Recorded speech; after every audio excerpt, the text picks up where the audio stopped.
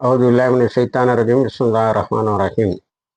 அன்பார்ந்த நேயர்களே, பலஸ்தீன் மீட்பு போர் 678வது நாளை எட்டியிருக்கிறது. இந்த 678வது நாளில் கான்யூனிஸ் பக்கம் சீரீஸ் ஆஃப் செக்யூரிட்டி இன்சிடென்ட் என்று நத்தியானுக்கு சொல்லப்படுகிறது. இப்போ நேற்று நிறைய அடிச்சிட்டாங்கப்பா கான்யூனிஸ் பக்கத்தில் நிறைய. அதை போராளிகள் தாக்கி விட்டார்கள் என்று சொல்வதை விட அவரிடத்தில் செக்யூரிட்டி இன்சிடென்ட் என்ற தகவலைத்தான் சொல்லுகிறார்கள். எத்தனை பேர் இறந்திருப்பார்கள்? 36 பேர். நத்தியானுவுக்கு ஒரு பெரிய கவலை என்னன்னா, 678 நாளாயும் ஒரு 364 ஸ்கொயர் ஃபீட்டில் உள்ள 54 ஸ்கொயர் கிலோமீட்டரில் வாழக்கூடிய கான்யூனிஸை பிடிக்க முடியலையே. நிறைய பணம் இருக்கு, எக்கச்சக்கமாக படையும் இருக்கு, ஆயுதங்கள் இருக்கு. இந்த பணம் மடை திறந்த வெள்ளம் போல மேலை நாடுகளில் இருந்து வந்துகிட்டு இருக்கு, அமெரிக்கா மூலமாக. அதே போல ஆயுதமும் பொதுமக்களுக்கு நாங்கள் ஆயுதத்தை அனுப்பவில்லை என்று சொல்லிவிட்டு இஸ்ரேலுக்கு ஆயுதத்தை தங்குதடையின்றி அனுப்பக்கூடிய மிக லாயலான சியோனிஸ்ட் ஆதரவாளர்களும் இருக்கிறார்கள். யூகே, யுனைடெட் கிங்டம் போன்றவை. இவ்வளவும் இருந்தும் நம்மளால் ஒன்றும் முடியவில்லையே என்று அதை மேரிவ் பத்திரிகை 78 ஆண்டுகளுக்கு பின் இப்படி விரக்தி அடைகிறோம் ஏன் என்று கேட்டிருக்கிறது. அப்போ அந்த விரக்தி எதை காட்டுகிறது என்று சொன்னால், இன்னும் ஒரு 78 வருஷம் உங்களை விட்டா கூட நீங்க அங்கே நிம்மதியாக வாழ முடியாது, ஒழுங்கா பாலஸ்தீனை காலி பண்ணிட்டு போயிருங்க. ஒரு விதத்துல பார்த்தா பாலஸ்தீனத்தை காலி பண்ணிட்டு போற வேலை ரொம்ப அதிகமாக நடக்கும். கிரீஸ்ல 100 தீவுகளில் இஸ்ரவேலர்கள் சென்று குடியமர்ந்திருக்கிறார்கள். அந்த மக்கள் இரவு பகலா கண்டினியூஸா 24/7 என்று சொல்லக்கூடிய அளவில் போராடி கொண்டு இருக்கிறார்கள். இந்த யூதர்களை நாங்கள் வரவேற்கவில்லை, கூட்டுப்படுகொலை செய்பவர்கள் என்று. இதே போராட்டம் இனி காலப்போக்கில் கிரீஸை யூதர்களிடமிருந்து மீட்கின்ற ஒரு பெரிய போராட்டமாக மாறும் என்பது உலக நோக்கர்களுடைய கருத்து. கிரீஸிலேயே எதிர்க்கட்சி தலைவர்கள் அதை சொல்லுகிறார்கள். இனி போர்க்களத்துக்கு வந்தால், நேற்று நாசர் அல் சலாவுதீன் பிரிகேட்ஸு, அல் முஜாஹிதீன் பிரிகேட்ஸ் 2 பேரும் சேர்ந்து இஸ்ரேலிய இராணுவத்தினர் குழுமம் இடத்தை பெய்த் ஹானூனில் தாக்கியிருக்கிறார்கள். அல் ஜெய்தூன் பகுதியில் ஒரு பெரிய தாக்குதலை நடத்தி இருக்கிறார்கள். அல் ஜெய்தூன், அல் பாரை ஆகிய 2 இடங்களில் தாக்குதலை நடத்தி இருக்கிறார்கள். மொத்தம் 94 பேர் இஸ்ரேலிய இராணுவத்தினர் அழிக்கப்பட்டும் காயம்பட்டும் கிடக்கிறார்கள். கான்யூனிஸ் பக்கத்தில் நான் தொடக்கத்தில் சொன்னேன், அந்த சீரீஸ் ஆஃப் இன்சிடென்ட்ல 36 பேர் இறந்திருக்கிறார்கள். அவர்களை மீட்க முடியவில்லை. மீட்க வரக்கூடிய இடத்துல எல்லாம் குண்டுகளை போட்டு தள்ளுறான். போராளிகள் பயங்கரமா தாக்குறாங்க. அதனால ஏர் கவர் விமானப்படை ரொம்ப தாழ்ந்து பறந்து, அதுக்கு கீழே ஹெலிகாப்டரை தாழ்ந்து பறக்க வச்சு நேற்று பிணங்களை அள்ளி சென்று இருக்கிறார்கள். இந்த அளவுக்கு மிகப்பெரியதொரு தாக்குதலை நேற்று நடத்தி இருக்கிறார்கள். இந்த அல் ஜெய்தூன் பகுதியிலும் கான் யூனிஸ் பகுதியிலும் பெய்த் ஹானூன் பகுதியில் நடக்கக்கூடிய இந்த தாக்குதலை பார்க்கின்ற இஸ்ரேலிய பத்திரிகைகளும் சரி, மீதி இராணுவ நோக்கர்களும் சரி, ஒரு பெர்ஃபெக்ட் கோஆபரேஷன். ஒரு 11 போராளிகள் குழு, நேற்று 2 போராளிகள் குழு மீண்டும் களத்துக்கு வந்து விட்டார்கள். 11 போராளிகள் குழுக்கள் ஒரு பெர்ஃபெக்ட் கோஆர்டினேஷன்ல நின்று சண்டையிடுகிறார்கள். அதனால் இஸ்ரேலால் எந்த பகுதிக்கும் உள்ளே போக முடியவில்லை. இப்போ கிரேட்டர் இஸ்ரேல்ல சின்ன பகுதி சென்று காசா சிட்டியை பிடிக்கிறது, அது நடக்கலை. அடுத்தது series of operation in central Gaza, மத்திய காசாவில் அல் காசம் பிரிகேட்ஸ் நிறைய தாக்குதலை நடத்தி இருக்கிறார்கள். 48 பேர் காயமடைந்தும் இறந்தும் இருக்கிறார்கள். இஸ்ரேலிய இராணுவத்தை கொண்டு டம்ப் பண்றான், அடிச்சு தள்ளுறான்னு. அடுத்தது அல் ஜெய்தூன்ல நம்ம 2-3 நாளா சொல்லிட்டு இருக்கேன். இது என்ன, அந்த பெய்த் ஹானூனும் அல் ஜெய்தூன்லையும் அதிகமான முக்கியத்துவம் கொடுக்குறாங்க. என்ன இருக்குன்னு தெரியல, அவ்வளோ ஸ்ட்ராட்டஜிக்கான இடமாவும் தெரியலன்னு சொன்னோம். ஒரு விடை கிடைத்திருக்கிறது. அல் ஜெய்தூன் பகுதியில் சில டனல்ஸ்களை இவங்க மோல்டட் அயன் என்று சொல்லக்கூடிய இரும்பை உருக்கி உள்ளே விட்டு 2.7 கிலோமீட்டருக்கு டனல்ஸா அடைச்சிருக்காங்க. அதை இன்ஜினியரிங் யூனிட்டு இல்லை சாஃபிஸ்டிகேட்டட் இன்ஜினியர்ஸை வச்சு செய்தோம்னு சொல்றாங்க. அதனால தான் இந்த பெய்த் ஹானூனை வந்து எப்படியாவது நம்ம கம்ப்ளீட்டாக அடைச்சிடணும் அப்படின்னு பார்க்குறேன். ஆனால் அது நம்ம சொன்ன மாதிரியே ஒரு ஸ்ட்ராட்டஜிக் பிளேஸில் நீ அங்கே அதை அடைச்சி புண்ணியம் இல்லை. ஆனால் இதையெல்லாம் அடைச்சி நத்தியானுக்கு ரிப்போர்ட்டை கொடுக்குறானோ பின்னாடியே ஒரு ரிப்போர்ட் வருது, அதுக்கு பதிலாக வேறு இடங்களில் டனல்ஸை தோண்டிட்டாங்க அப்படின்னு. அப்போ போராளிகள் குழு இவன் சொல்ல மாதிரி 40,000 50,000 இல்லை, நிறைய பேர் இருக்கிறாங்க. டனல்ஸுக்குன்னு கொஞ்சம் பேர் வந்து ஸ்பெஷலைஸ் பண்ணுறான். இவன் 2.7 கிலோமீட்டருக்கு அடைச்சிருக்கான், அவன் 7.6 கிலோமீட்டருக்கு 7 கிலோமீட்டருக்கு ஏறத்தாழ புது டனல்ஸை தோண்டியிருக்கான். இந்த புது டனல்ஸ் எதோட போய் சேருதுங்கிறத இவங்களால கண்டுபிடிக்க முடியல. இப்போ போட்ட அந்த பணம் வேஸ்ட்டு, அந்த டனல்ஸில் போட்ட பணம் வேஸ்ட்டு. ஒருவேளை போராளிகள் பின்னாடி அந்த மோல்டட் அயனை எடுத்து நல்ல விலைக்கு விற்பாங்க, ஸ்கிராப்பில். இப்போ அப்படிதான் தெரியுது. நேற்று ஒரு பெரிய இந்த சீரீஸ் ஆஃப் அட்டாக்ல ஒரு இடத்துல எல்லா டேங்கையும் கொண்டு வந்து குவிச்சு போட்டிருக்கணும். ஆக்கர் விலைக்கு விற்றாலே ஒரு பெரிய அமௌண்ட் வரும்ங்கிறதான்.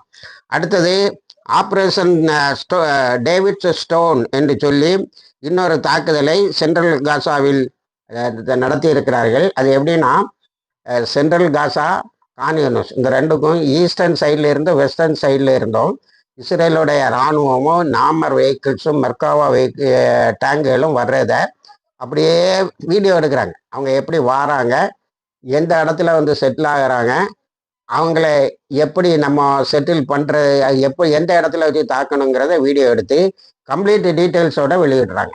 அதை கடைசியில் அவங்க நெருங்கி வரும்போது இவங்களோட இடம், இவங்களுக்கு வசதியான இடம் வந்தோடனே ஒரே தாக்குதல். இது இஸ்ரேல் மீடியாவுக்கே புரியல. அவன் என்ன எழுதுறான்னா, காம்ப்ளெக்ஸ் ஆம்புஷ்னு எழுதான். ஒரு குழப்பகரமான, அதாவது நிறைய தாக்குதல்னு சொல்லுவதை குழப்பகரமான தாக்குதல்னு சொல்லி முடிக்கிறான். அடுத்தது, இஸ்ரேலி வெஹிக்கிள்ஸ் டார்கெட்டட் இன் காலையிலிருந்து சாயங்காலம் வரும் ஈஸ்ட் வெஸ்ட்டு இஸ்ரேலிய டேங்குகளை அடிச்சுட்டே இருக்கிறாங்க. இப்போ போராளிகள் 9 குழு முதல்ல, அதுதான் இப்போ அவங்களுடைய ஸ்ட்ரென்த்து. ரெண்டாவது மிகப்பெரிய ஸ்ட்ரென்த்து அவங்களுடைய டனல்ஸு. அதில் என்ன 2.7 கிலோமீட்டர் அடைச்சிதான். அவன் 601 கிலோமீட்டருக்கு டனல்ஸ் வச்சுருக்கான். அதை நாங்கள் பெய்த் ஹானூனில் உடைச்சிட்டோம்னு சொல்லிட்டு இருக்கோம். அது வந்து ஒரு பிரபகண்டாவுக்கு பயன்படலாமே தவிர, போராளிகள் தினமும் இந்த போருக்கிடையிலே ஒரு செட்டு டனல்ஸ் தோண்டிக்கிட்டே தான் இருக்கு. அதனால டனல்ஸை அழிக்கிறதுங்கிறது ஒன்னால முடியவே முடியாது. இப்போ இஸ்ரேலிய இராணுவத்தினுடைய தளபதிகள், முன்னாள் இந்நாள் தளபதிகள், மொசாட் ஏஜென்ட் எல்லாரும் சொல்றான், இஸ்ரேல் அழிச்சிட்டு இருக்காப்பா அப்படின்னு சொல்லி நேற்று அறிக்கை விட்டுருக்காங்க. அடுத்தால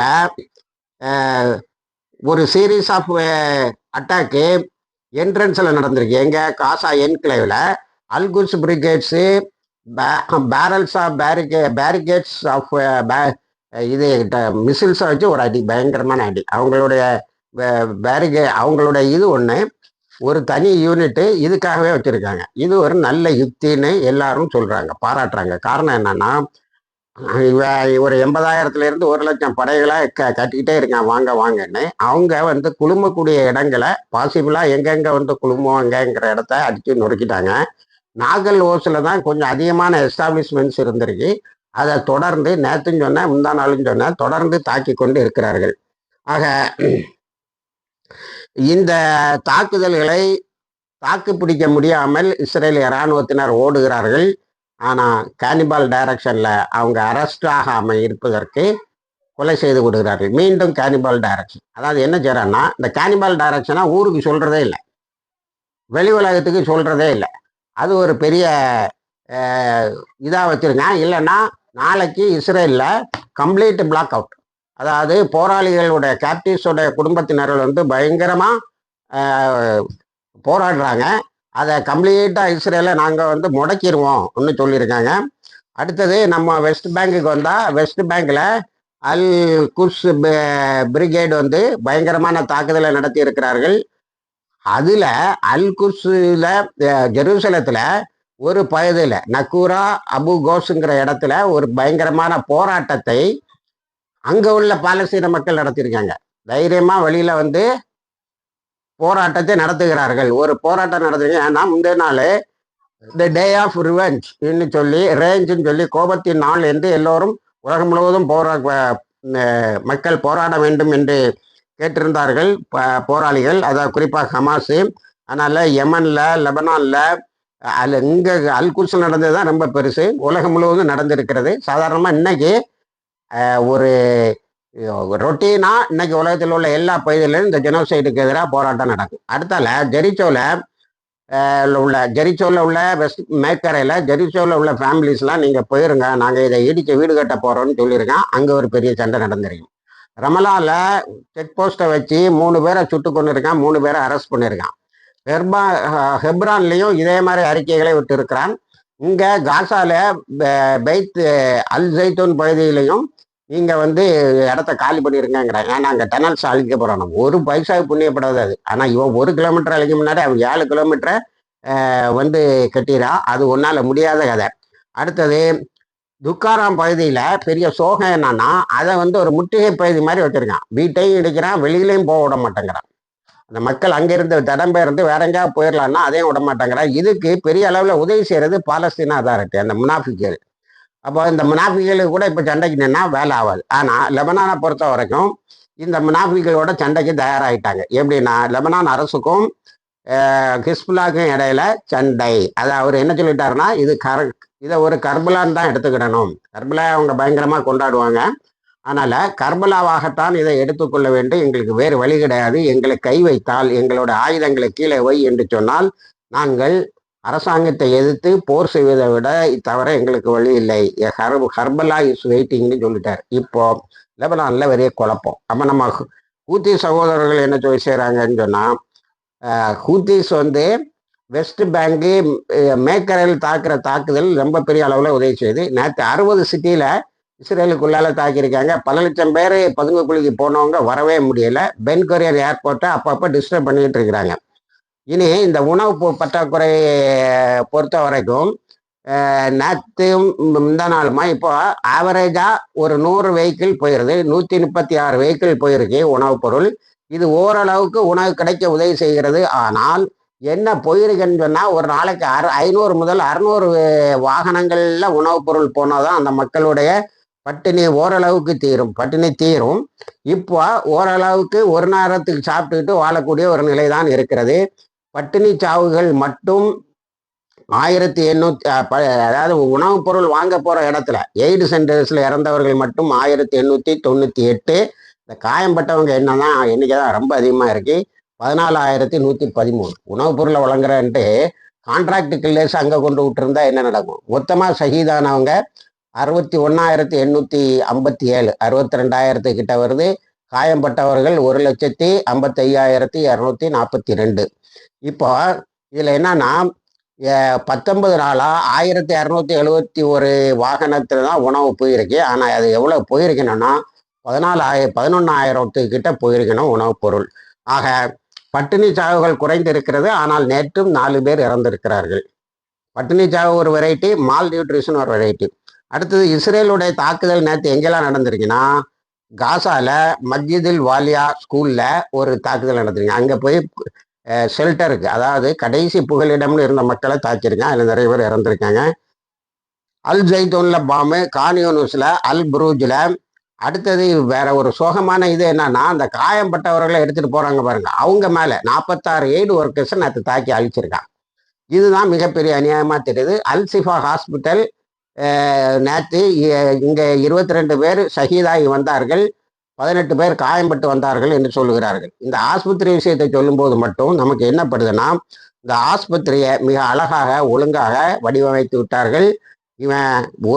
இனிமேல் அல் சிஃபா ஹாஸ்பிட்டல் தலை தூக்காது என்ற நிலையில் விட்டு சென்றான். அதை தலை தூக்க வைக்க முடியும் என்று காட்டியிருக்கிறார்கள். இணைந்திருங்கள். எல்லா தகவலையும் தருகிறோம். வாகிருதவான அல்ஹம்துலில்லாஹி ரப்பில் ஆலமீன்.